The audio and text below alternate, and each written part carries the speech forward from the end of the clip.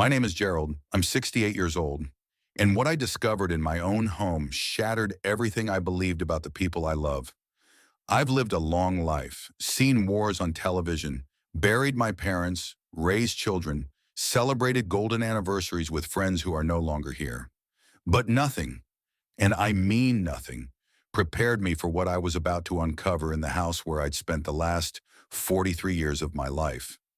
The house where my children learned to walk. The house where Christmas mornings echoed with laughter. The house that was supposed to be my sanctuary until my final breath. But what I saw that night, I'll never forget.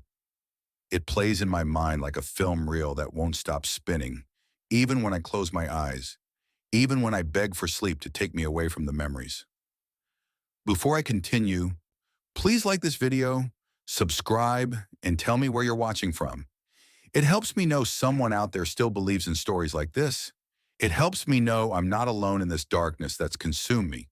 Because right now, sitting here in this empty house, with nothing but the sound of the clock ticking on the wall, the same clock Diane and I bought at an estate sale in 1987, I feel more alone than I ever have in my entire life.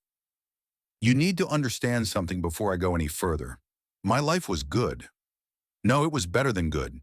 It was exactly what I'd always dreamed it would be when I was a young man coming back from Vietnam with shrapnel still lodged in my left thigh and nightmares that would take decades to fade. I met Diane at a community dance in 1979. She was wearing a yellow dress that caught the light every time she moved. And when she smiled at me from across that crowded room, I just knew that she was going to be my forever. We were married within a year. She was 23. I was 25. We were so young, so full of hope, so convinced that love was enough to carry us through anything. And for 43 years, I believe we proved that right. We had two children. Our son, Vincent, now 41, lives in Seattle with his wife and two daughters. Our daughter, Catherine, 38, teaches high school English 3 towns over. Both of them grew into people we're proud of, people who call on Sundays, who remember birthdays, who bring their families over for Thanksgiving and Easter and every holiday in between. My days followed a rhythm that brought me peace. I'd wake at 6 in the morning, just as the sun started painting the sky in shades of pink and orange. I'd make coffee, the same brand we'd been buying for 30 years, and bring a cup to Diane, who'd still be in bed, her reading glasses perched on her nose, working through whatever mystery novel had captured her attention that week. She'd smile at me, say, "Thank you, sweetheart," and I'd kiss her forehead before heading downstairs to read the newspaper. I'm retired now. Spent 35 years as an electrician, crawling through attics and basements, keeping the lights on in other people's homes. My back aches most days. My hands shake a little more than they used to, but I had enough saved away that Diane and I could live comfortably. We'd take walks in the evening around our neighborhood, waving to the Johnstons and the Parkers and the Chens. We'd hold hands like teenagers, and sometimes she'd lean her head on my shoulder, and I'd think to myself, "Gerald, you're a lucky son of a bitch." Every Friday, we'd have dinner at Romano's Italian restaurant downtown. Same booth, same waiter, a kind young man named Timothy who always remembered that Diane liked extra lemon with her water. We'd share a bottle of red wine, split a tiramisu, and talk about our week, about the grandchildren, about plans for the garden in the spring. Our house was filled with 43 years of memories, photographs covering every wall. Our wedding day, Vincent's graduation, Catherine's piano recitals, family vacations to the Grand Canyon and Niagara Falls, and that little cabin in Vermont we rented every summer for a decade. The couch in the living room had a permanent indent where I'd sit every evening to watch the news. Diane's collection of porcelain birds lined the shelves in the dining room. The kitchen smelled like her cooking. Pot roast on Sundays, her famous apple pie that the whole neighborhood requested for potlucks. This was my life. Simple maybe, unglamorous certainly, but it was mine and it was real, and it was built on a foundation of trust and love that I thought could never be broken. But soon I started noticing small things that didn't make sense. It began about 6 months ago. Little things. Things so small that I told myself I was being paranoid, that I was being a foolish old man who'd watched too many crime dramas on television. Diane started coming home later than usual. She'd always done the grocery shopping on Tuesday afternoons, and she'd be back by 4 o'clock like clockwork. But suddenly 4 o'clock became 4:30, then 5, then sometimes 5:30, and once nearly 6. When I'd ask where she'd been, she'd say she ran into a friend at the store, or the lines were long, or she stopped to look at something at the garden center. Reasonable explanations. Nothing to worry about, right? But then there were the phone calls. Diane had never been one to hide her phone conversations from me. We didn't have secrets. But now when her cell phone would ring, she'd glance at the screen, her expression would shift. Just for a moment, so quick I almost missed it. And she'd say, "I need to take this," before walking into another room. I could hear her voice through the walls, but not the words. Just the tone, soft, careful, almost conspiratorial. "Who was that?" I'd ask when she came back. "Oh, just Catherine," she'd say, or "just Patricia from book club." But something about the way she said it felt wrong, like she was reading from a script she'd rehearsed. Her appearance changed too. Diane had always taken care of herself. She wasn't vain, but she liked to look nice. But suddenly, at 65 years old, she started wearing makeup more often. Not just for church or dinner out, but for grocery shopping, for running errands. I came home from a doctor's appointment one Thursday afternoon and found her in the bedroom, trying on 3 different blouses, scrutinizing herself in the mirror with an intensity I hadn't seen in years. "You look beautiful," I told her, because she did. She always did, but she barely acknowledged me. Just said, "I'm meeting Patricia for coffee," and hurried out the door. The cologne was what finally broke through my denial. It was a Thursday evening in October. I remember because the leaves had just started turning, and there was that particular chill in the air that meant winter was coming. Diane came home around 6:30, later than she'd said she'd be. I was in the living room, pretending to watch television, but really just stewing in my own anxiety about why my wife of 43 years suddenly felt like a stranger. She walked in, set her purse on the kitchen counter, and came to kiss my cheek like she always did. That's when I smelled it. Cologne. Men's cologne. Not mine. I wear Old Spice, have for decades, and this was something different, something sharp and expensive smelling. It was all over her, in her hair, on her clothes, like she'd been standing close to someone, or pressed up against them, or my stomach dropped. My heart started pounding so hard I could hear it in my ears.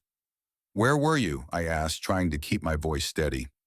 "At Patricia's house, I told you," she said, not meeting my eyes. "We were planning the holiday book exchange." "You smell like cologne." She froze, just for a second. Then she laughed, a light, dismissive sound that felt like a slap. Patricia's husband was there. You know how he douses himself in that stuff. But Patricia's husband, Frank, had died 2 years ago. I'd been at the funeral. I'd helped carry his casket. I didn't say anything. I just stared at her, this woman I'd loved for more than 4 decades, and I didn't recognize the person looking back at me. That night, lying in bed next to her, listening to her breathe, I felt something inside me crack, a fissure running through everything I thought I knew, everything I thought was solid and true. Who was she? What was she doing? And why couldn't I bring myself to ask her directly? Because I was afraid. God help me, I was terrified of what the answer might be. For the next 2 weeks, I tried to convince myself I was imagining things, that I was being a paranoid, jealous old man, that 43 years of marriage and a loving, faithful wife meant more than some cologne and late evenings and secretive phone calls. I confided in our son Vincent during one of our Sunday phone calls. "Dad," he said, with that patient tone he uses when he thinks I'm being irrational, Mom's probably just busy with her book club and her friends. You know how social she is. You're overthinking this. I wanted to believe him. I tried to believe him. I even brought it up to my old friend Bernard when we met for coffee at the diner on Maple Street. Bernard and I served together in Vietnam. We've known each other for 50 years. If anyone would understand, it would be him.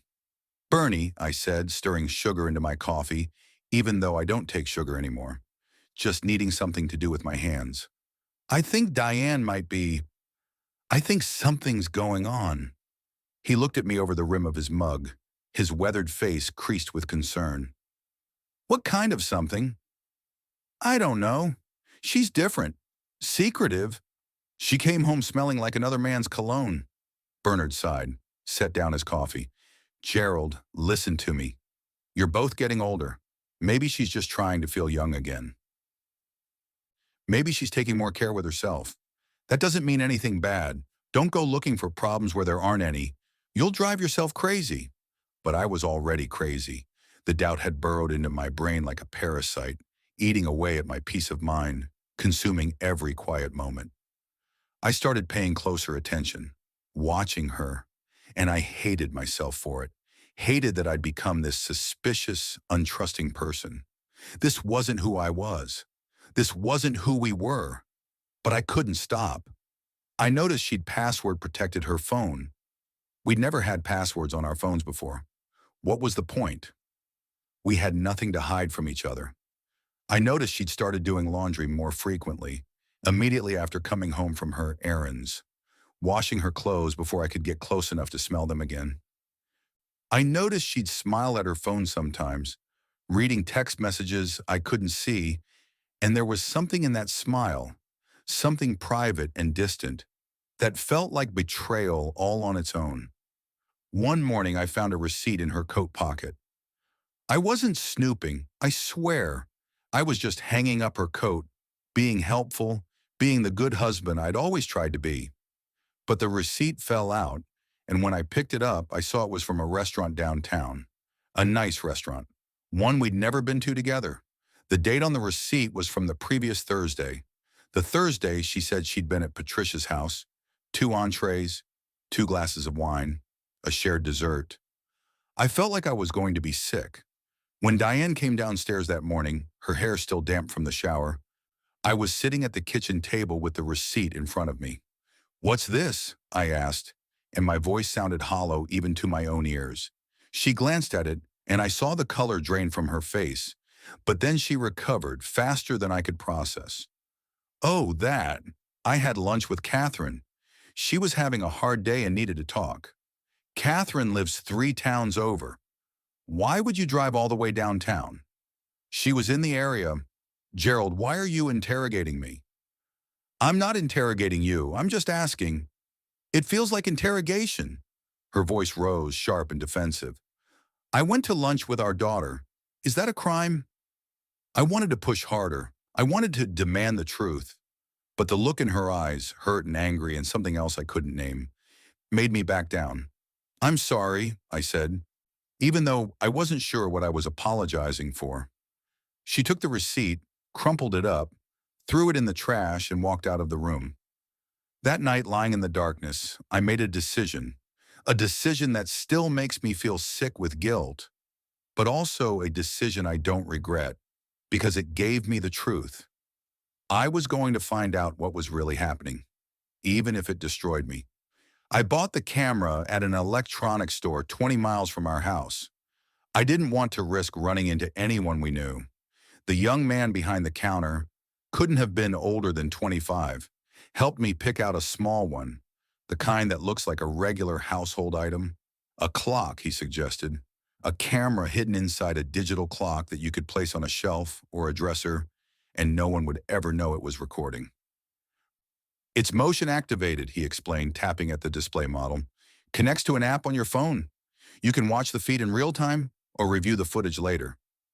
I felt like a criminal, like I was buying equipment to commit a crime instead of to uncover one. "It's for security," I lied, not that he asked. "Had some break-ins in the neighborhood." He nodded, rang me up, sent me on my way. I drove home with that small box sitting on the passenger seat, and I felt like I was carrying a bomb, something that, once activated, would explode my entire life. For 2 days, the box sat in my workshop in the garage, unopened. I'd go out there and stare at it, telling myself I was being ridiculous, that I should just talk to Diane like an adult, that 43 years of marriage deserved better than surveillance and suspicion. But every time I tried to work up the courage to confront her directly, I'd remember the Cologne, the lies about Patricia's dead husband, the restaurant receipt, the password on her phone, and I'd lose my nerve.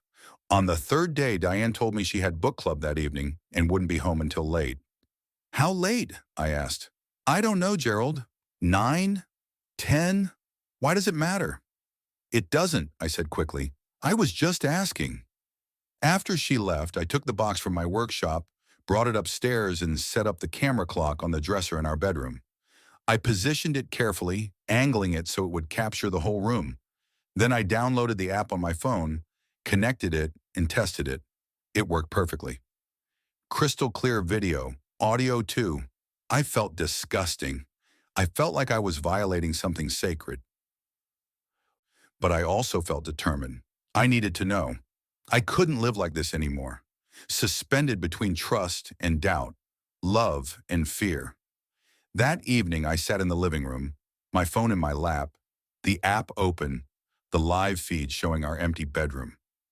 I tried to watch the news, tried to read the paper, tried to do anything to distract myself from what I was doing, but I couldn't focus on anything except the clock, our old wall clock, the one from the estate sale, ticking away the seconds, the minutes, the hours. Diane came home at 10:15. I heard her car pull into the driveway, heard the garage door open and close, heard her footsteps coming through the kitchen. She poked her head into the living room. Still up? Couldn't sleep, I said, which was the truth. I'm exhausted. I'm going straight to bed. She came over, kissed the top of my head, a gesture that once meant everything and now felt empty. Good night, sweetheart. Good night. I listened to her go upstairs, heard the bedroom door close, heard the water running in the bathroom. I looked down at my phone, at the live feed, at Diane moving around our bedroom, getting ready for bed, and I hated myself, hated what I'd become, hated that this was what our marriage had come to. I turned off the app. I couldn't watch her like that, not tonight, but the camera kept recording all night long, waiting. The next day was a Friday. Diane was more cheerful than she'd been in weeks. She hummed while making breakfast, kissed me goodbye before heading out to run errands, told me she'd be home by dinner. I spent the entire day in a state of nauseating anxiety. I kept checking the app on my phone, watching the empty bedroom, feeling ridiculous and desperate and angry all at once. At 3:30 in the afternoon, I saw movement on the feed. Diane had come home early. She went straight upstairs to the bedroom. But she wasn't alone. I watched, my hands shaking so badly I could barely hold the phone, as a man followed her into our bedroom. A man I'd never seen before. He was younger than me, maybe late 50s, maybe 60, tall, well-dressed in slacks and a polo shirt, and I watched as my wife, my Diane, the woman I'd loved for 43 years, closed the bedroom door behind them. My heart was pounding. My vision was blurring. I couldn't breathe. I should have stopped watching. I should have driven home immediately, confronted them, thrown him out of my house.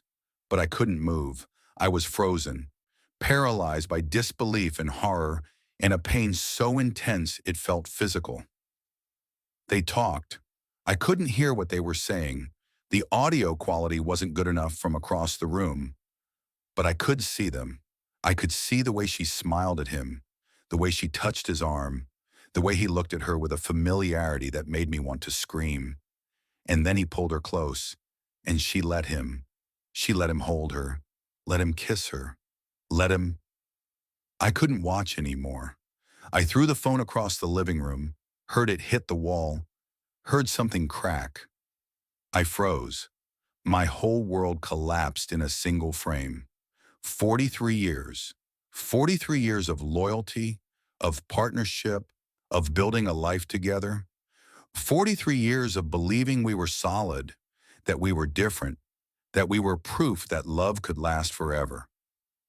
All of it, every memory, every moment, every promise, shattered in an instant.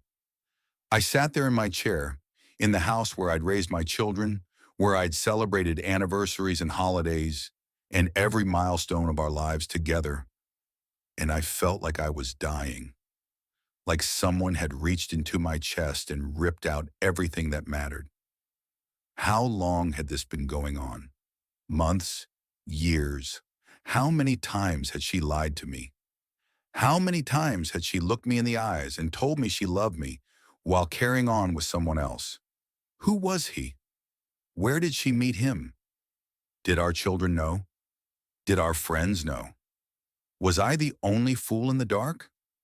I don't know how long I sat there. Could have been minutes. Could have been hours.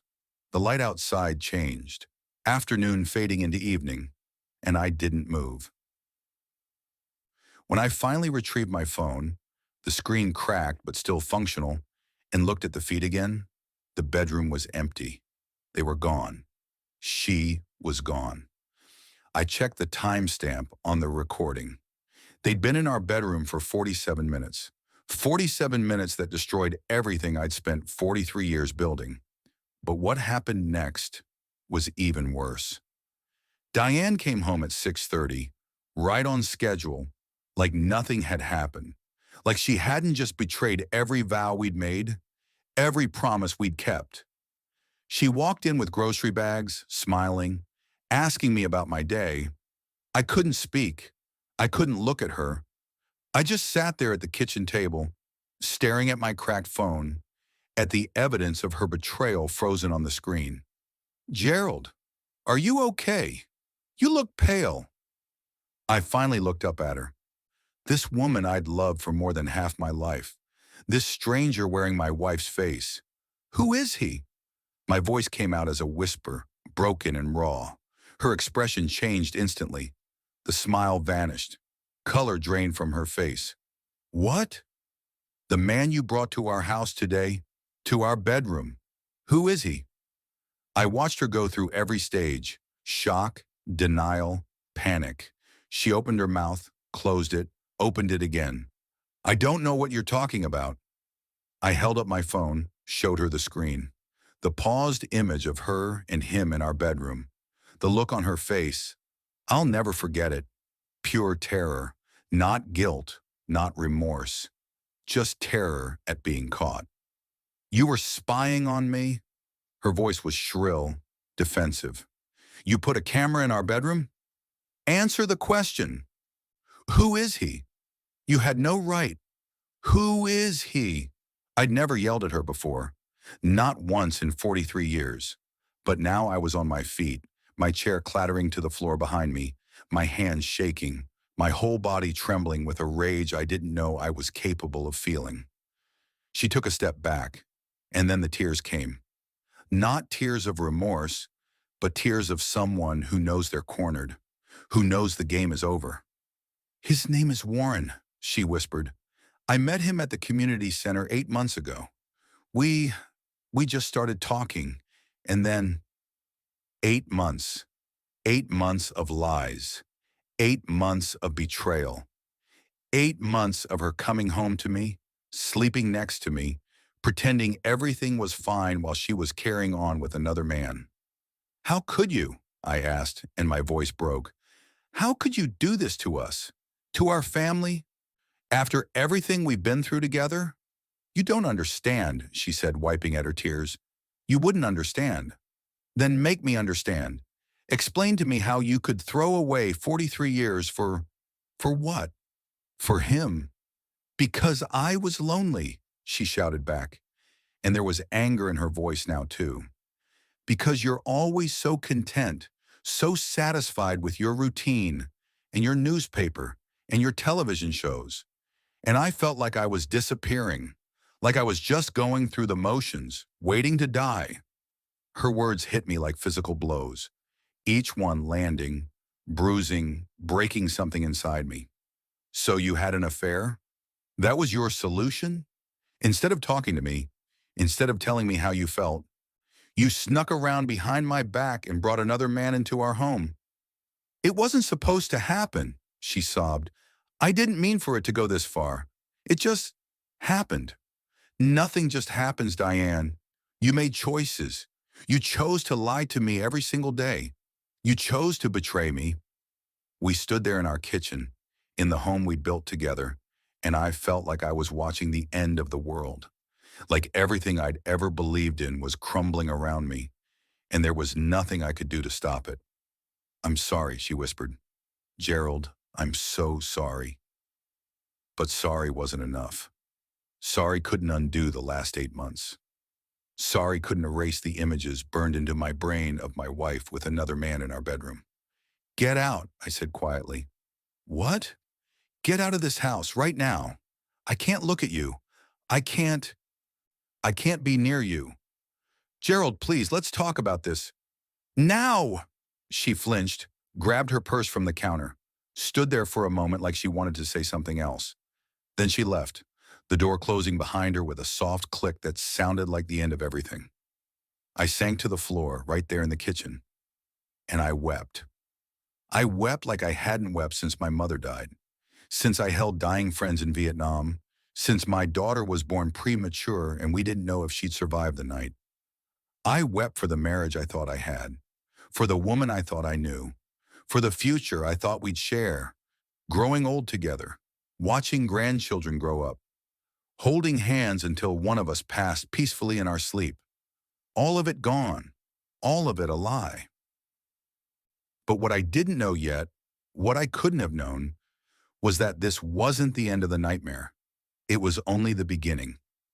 Diane went to stay with our daughter, Catherine. I found out later that she called her from the car, sobbing, telling her version of events. Within an hour, my phone rang. It was Catherine. Dad, what did you do? Not Dad, are you okay? Not Dad, I heard what happened. Just, what did you do? As if I was the villain in this story. Catherine, your mother. Mom told me you installed a secret camera to spy on her. Dad, that's insane. That's a violation of her privacy. I felt like I'd been slapped. Did she tell you why I installed it? Did she tell you what I discovered? She said you've been paranoid and accusatory for weeks. She said you wouldn't leave her alone. Wouldn't let her have any space or privacy. Dad, she's scared of you. Scared of me.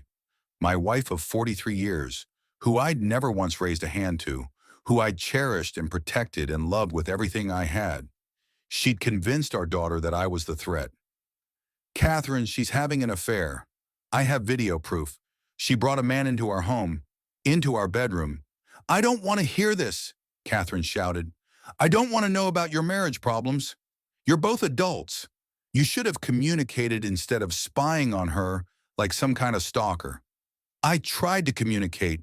She lied to me. For 8 months, she's been lying to me. But Catherine had already made up her mind. In her version of events, shaped by her mother's tears and manipulation, I was the bad guy.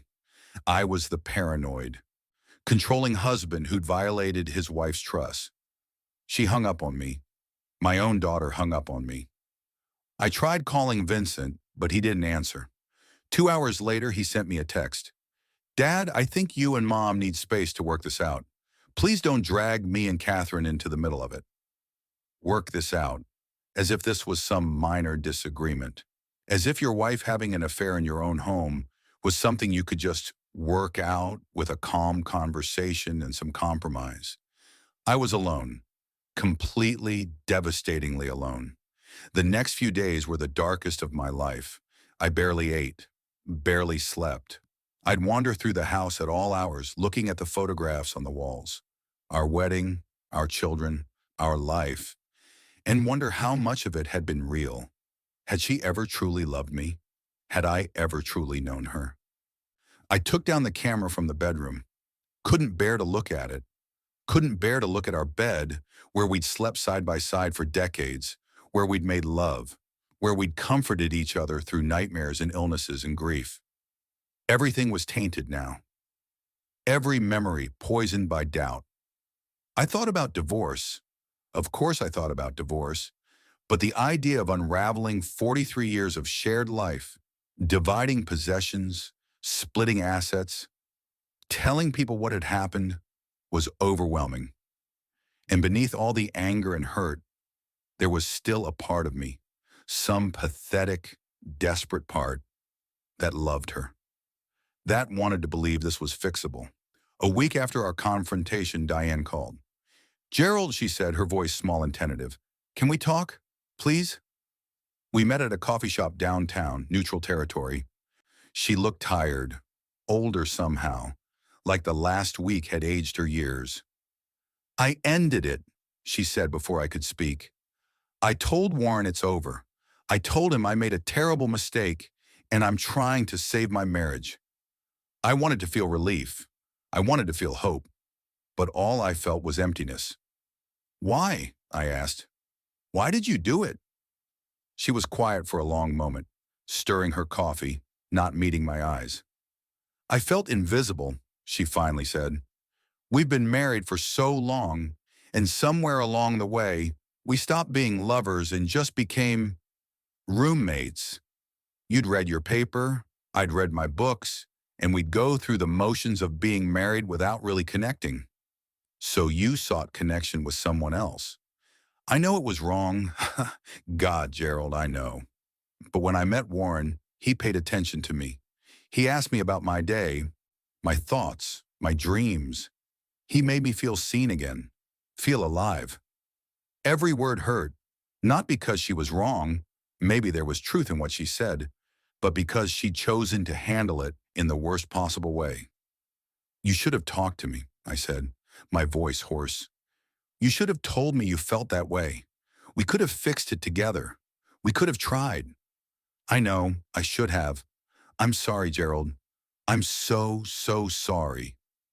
We sat there in that coffee shop, two people who'd spent most of their lives together, and the distance between us felt insurmountable. "I don't know if I can forgive you," I said honestly. "I don't know if I can ever trust you again. Every time you leave the house, I'll wonder if you're really going where you say you're going. Every time your phone rings, I'll wonder if it's him. How do we come back from this?" Tears rolled down her cheeks. "I don't know, but I want to try, if you'll let me." I thought it was over, that we'd reached the lowest point, that the only direction from here was up, but I was wrong. We decided to try counseling. A marriage counselor recommended by our pastor, who'd married us 43 years ago, in a small church ceremony filled with hope and promise. Dr. Patricia Thornton, yes, another Patricia, and yes, the irony wasn't lost on me, was in her 50s, with kind eyes and a calm demeanor that made me want to believe she could help us. Our first session was excruciating. Diane cried through most of it. I sat rigid, my jaw clenched, trying to keep my emotions contained because I was afraid if I let them out, I'd never be able to put them back.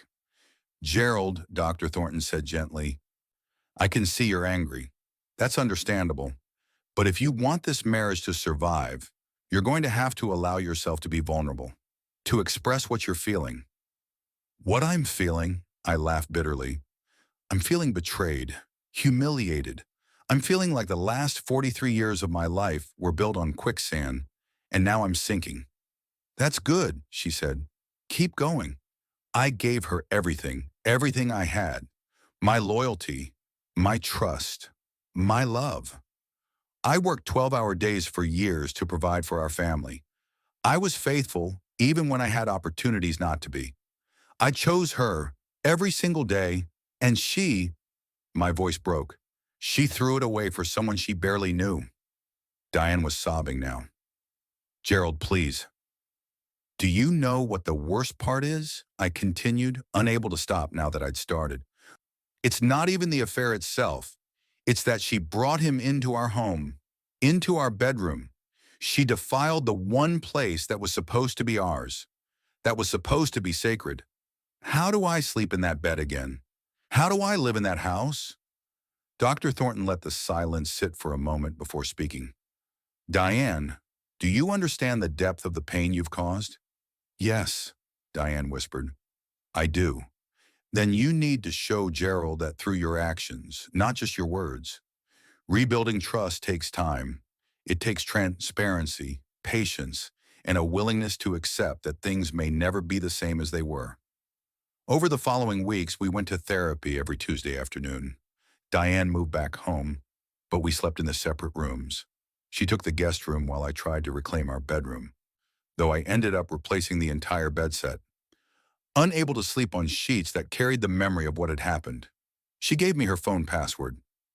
Let me see her messages, her call log, her emails.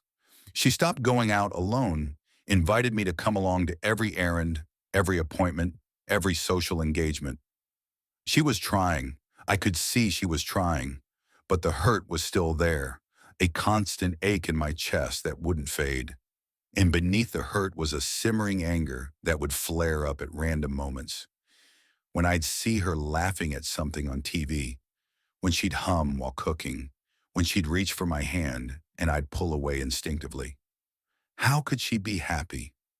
How could she move on so easily while I was still drowning? 3 months into our reconciliation attempt on a cold January evening, I discovered why she seemed so unburdened. She'd fallen asleep on the couch while we were watching a movie. Her phone was on the coffee table, screen up, and it buzzed with an incoming text. I shouldn't have looked. I knew I shouldn't have looked, but I did. The text was from a number not saved in her contacts. It said, "Missing you. Can't wait to see you next week." My blood turned to ice. I picked up her phone, unlocked it with the password she'd given me, and opened the message thread. And there they were. Weeks of messages, dozens of them, between Diane and Warren. I told Gerald it's over, but I can't stop thinking about you. This is so hard. I wish I could just be with you. Tuesday at 2? Same place? She'd never ended it. She'd lied to me again. She'd been meeting him this entire time, even while going to counseling with me, even while sleeping under the same roof, even while promising to rebuild our marriage. I sat there holding her phone, watching her sleep peacefully on the couch, and I felt something inside me break beyond repair. Not crack, not fracture, fully shatter into pieces too small to ever put back together.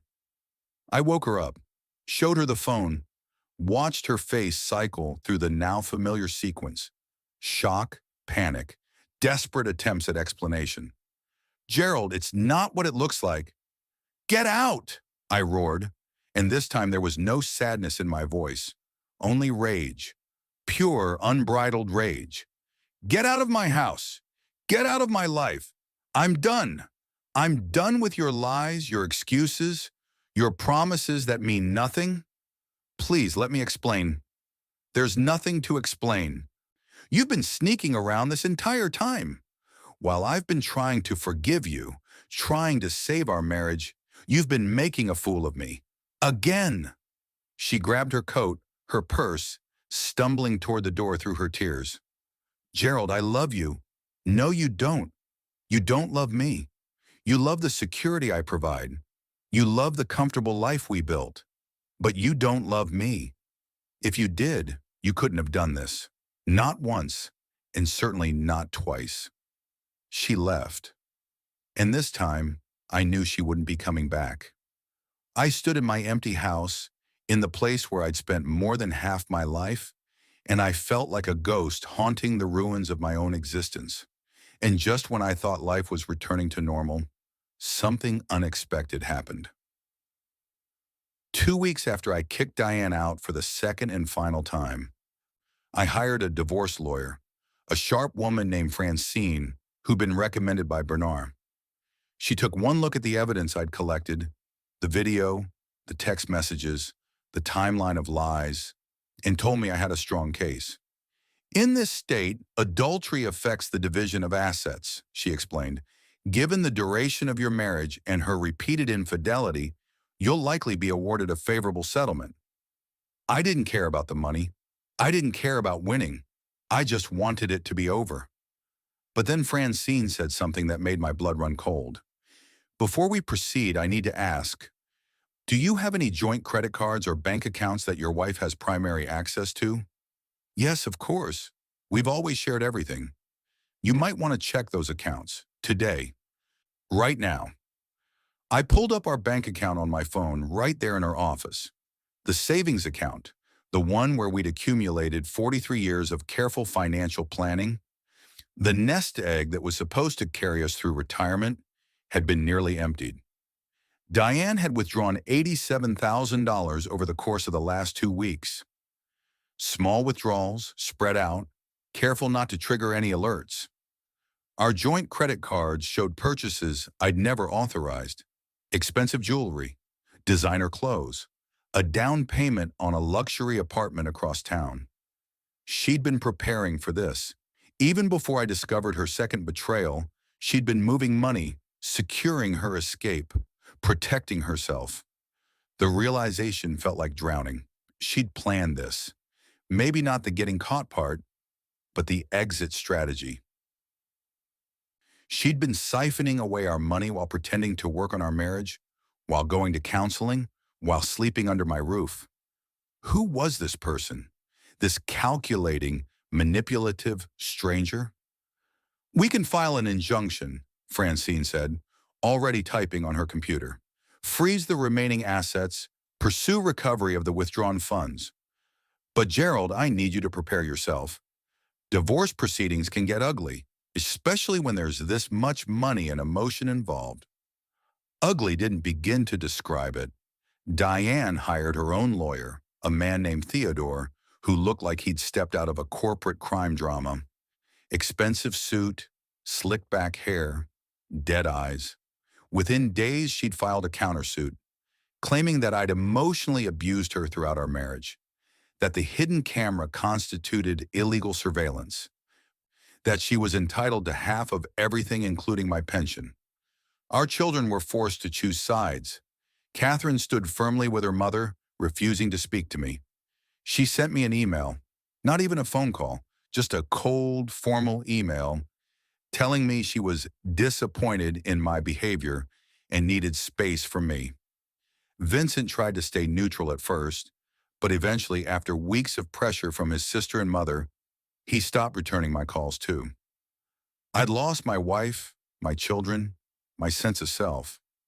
I was 68 years old, suddenly alone, watching my family disintegrate around me while lawyers fought over the pieces. The divorce took 9 months. 9 months of depositions and court dates and financial disclosures. 9 months of sitting in sterile conference rooms, watching Diane lie under oath about our marriage, about what had happened, about who I was as a person. Her lawyer painted me as a controlling, paranoid man who'd driven his wife away with constant suspicion and surveillance. My lawyer painted her as an unfaithful, deceitful woman who'd betrayed her husband's trust and stolen marital assets. The truth, as always, was somewhere in between. But the legal system doesn't care about truth. It cares about evidence and arguments and who can tell the most convincing story. In the end, the judge split most assets down the middle, but I was awarded a slightly larger share of our savings in recognition of her affair and the money she'd withdrawn. She got to keep the jewelry and clothes she'd bought. I got to keep the house, but only because I agreed to buy out her half of the equity, which meant taking out a loan at 69 years old, mortgaging the home I'd thought I'd owned free and clear. The day the divorce was finalized, I sat in that courtroom and felt nothing. Not relief, not satisfaction, not even anger anymore. Just a vast, empty nothing. Diane left with Warren. Last I heard, they'd moved to Florida, to a retirement community where no one knew their story, where they could start fresh without the weight of what they'd destroyed. My children still don't speak to me regularly. Catherine sends a text on my birthday, brief and polite. Vincent calls every few months, but our conversations are awkward, stilted, both of us tiptoeing around the elephant in the room. I'm alone in this house now. The photographs are still on the walls. I couldn't bring myself to take them down, even though looking at them hurts. The clock from the estate sale still ticks away in the living room. The couch still has my indentation from 43 years of sitting in the same spot. But it's different now. It's not a home anymore. It's just a building filled with ghosts of what used to be. I've had a lot of time to think over the past year, a lot of long, sleepless nights to turn everything over in my mind, examining it from every angle, trying to make sense of what happened. Here's what I've learned. You can spend your whole life building something, a marriage, a family, a sense of security, and it can be destroyed in an instant, not by some external disaster, but by the choices of someone you trusted completely, by someone who promised to stand by you until death and then decided that promise didn't matter anymore. I've learned that betrayal doesn't just hurt in the moment. It reaches backward, poisoning every happy memory, making you question every smile, every I love you, every moment you thought was genuine. How many times did she kiss me goodbye before going to meet him? How many times did she lie to my face? How many times did I hold her, comfort her, support her while she was thinking about someone else? I've learned that you can't save someone who doesn't want to be saved. I tried. God knows I tried. I went to counseling, I offered forgiveness, I was willing to work through it, but she'd already made her choice long before I found out about it. She chose Warren. She chose excitement over stability, newness over history, herself over us. And I've learned that the worst part isn't the betrayal itself, it's the aftermath. It's losing not just your partner, but your children, your sense of identity, your vision of the future. It's waking up every morning in a house that's too big and too quiet and wondering what the point of it all was. But I've also learned something else, something that's kept me going on the darkest days. If something feels wrong, trust your instincts. You might save a life, even your own. I ignored my gut for too long. I let people convince me I was being paranoid, that I was imagining things, that I was the problem. But I wasn't wrong. The cologne, the secretive behavior, the lies, they were all signs and I should have trusted them earlier. Not to save my marriage, that was already lost whether I knew it or not, but to save myself months of torment, of false hope, of believing in something that no longer existed. Don't let anyone gaslight you into doubting your own perceptions. If the person you love is acting differently, if something feels off, if you find yourself lying awake at night trying to convince yourself everything is fine, it probably isn't. You deserve answers. You deserve honesty. And you deserve better than to waste your time and energy on someone who's already checked out. I'm 69 years old now. Most of my life is behind me. I don't know what my future holds. I don't know if I'll ever trust anyone again, if I'll ever open my heart to the possibility of love, if I'll ever reconcile with my children or find peace with what happened. Some days are better than others. I've joined a support group for divorced men my age. I've reconnected with old friends, including Bernard, who checks on me regularly and takes me out for coffee when I'm having a particularly bad day. I've started volunteering at the VFW, helping other veterans, finding purpose in service, but there's a hole inside me that I don't think will ever fully heal. A Diane-shaped hole, but also a hole where my family used to be, where my future used to be, where my faith in love and commitment and the goodness of people used to be. I still sleep in our bedroom, the one I'd renovated after the affair, trying to make it new again. The camera's long gone, dismantled and thrown away. But sometimes late at night, I still see her. I see her with him. I see 43 years of my life crumbling in real time, frame by frame. And I wonder, was any of it real? Did she ever truly love me? Or was I just convenient? Was I a placeholder, a safety net, someone to grow old with while she searched for something more exciting? I'll never know the answers to those questions, and maybe that's the worst part of all. If this story touched your heart, please like this video, subscribe, and tell me in the comments where you're watching from and what time it is right now. It really means the world to me, because sitting here in this empty house, sharing my pain with strangers on the internet is the only thing that makes me feel less alone.